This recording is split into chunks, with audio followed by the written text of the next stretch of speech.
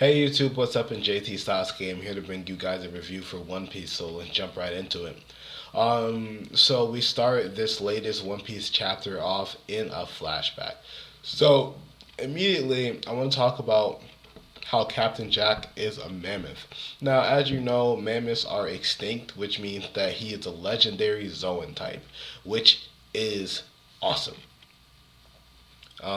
Yeah, which is awesome. I don't know if that's the actual term for it, but I'm going to go with that. Kind of makes it sound like a Pokemon, but anyways, so he is a legendary Zoan type. He's very rare. It's a very rare double fruit to find because that animal is extinct and gone and does not exist anymore. So immediately, that's awesome, which means Captain Jack must be fucking powerful, which is awesome. With that being said, Captain Jack, as well as his crew, is looking for someone named Raizo on Zo. Now, I think that this is the samurai slash ninja that Kinemon and Conjuro are looking for. I think it's the dog thing that jumped down and smacked them off of the dragon. That's truly what I think. But Jack came there. He was looking for Raizo. Obviously, the Minks did not know that Raizo was there. Otherwise, they would have probably given him up. Like, okay, this is not worth it here, because the Minks are a very peace-loving tribe. They tried and tried and tried and tried and tried to talk to them, but Jack just wouldn't listen. And eventually, Jack instigated a fight between his crew and the Minks. Now, the first thing that I found interesting is how Jack smacked the living crap out of the elder there, and then the elder came back and beat up some guys and told Jack that, look, everybody here is a warrior. You know what I'm saying? Even our infants can fend for themselves. Like, everyone's been a warrior since birth, which lets me know that these guys are not the type to fuck around. Which means if Luffy added these guys to his fleet, he'd have some very strong manpower. But obviously not right now because everybody's really fucked up. But with that being said, yeah, just a battle ensued, which kind of ended up taking their Claw City and turning it into a battlefield. That battle itself probably destroyed a good portion of the city. But we then move out of flashback and we get to see Brook and everybody else. Brook is now saying, you see why the word ninja, samurai, and Wano country is taboo here. And Frankie's like, yeah. And Robin's like, well, that's such a repugnant bunch. Which is very true. And Luffy just like, hey, Usopp, mammoths. And Usopp is just like, dude, stop being so happy-go-lucky. Be a little more sensitive about the situation. I can't wait to see that moment in the anime because it's going to be hilarious.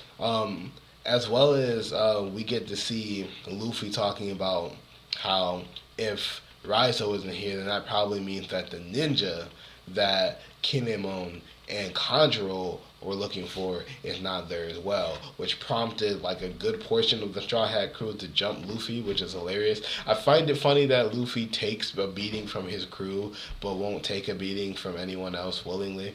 It's very funny. And I can't wait to see that animated too because that's also going to be hilarious. Now, with that being said, we end up seeing everybody being transported to the Duke.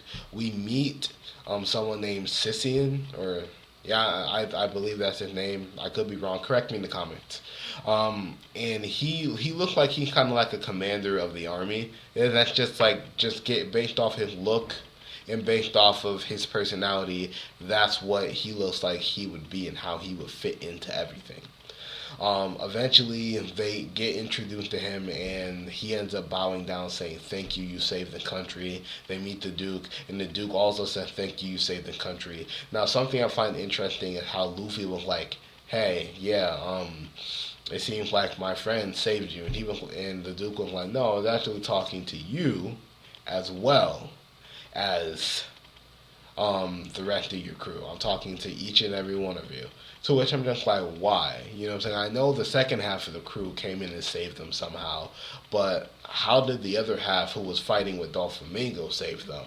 Or maybe it's because Doflamingo fell.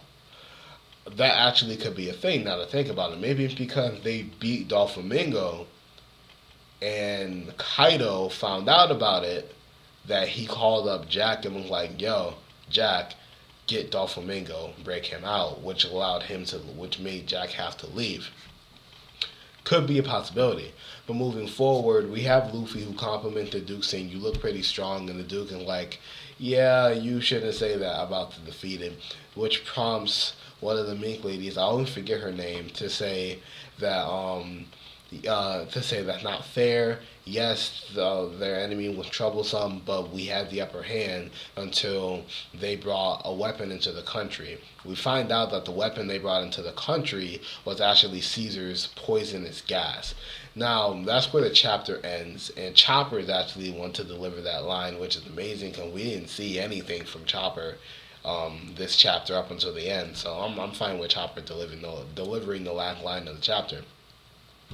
Now, with that being said, I want to know how they got this poison and gas. Did they go to Vegapunk and grab it all up? How did they capture the gas? You know what I'm saying? And how were they able to transfer it? And then they brought it on there, they brought it on the island with them, which is very interesting. I wonder if they knew they were going to lose or if they brought it as a contingency plan, because if they brought it as a contingency plan, that makes sense, versus knowing they were going to lose. They didn't even know that the Mink tribe were just a tribe full of warriors until they got there. Now, it makes it interesting the fact that the only reason they, in my opinion, Captain Jack and his people probably actually even won is because of that gas, which goes to show that, like I said before, the Mink tribe would be a great addition to Luffy's fleet, and the Mink tribe is just a very powerful people. They're just very powerful people, very strong fighters, and very interesting. All in all, I thought this was a pretty good chapter, and I can't wait to see what happens. I'm going to be making sure that this review goes up on time, and I will catch you guys later, alright? Peace.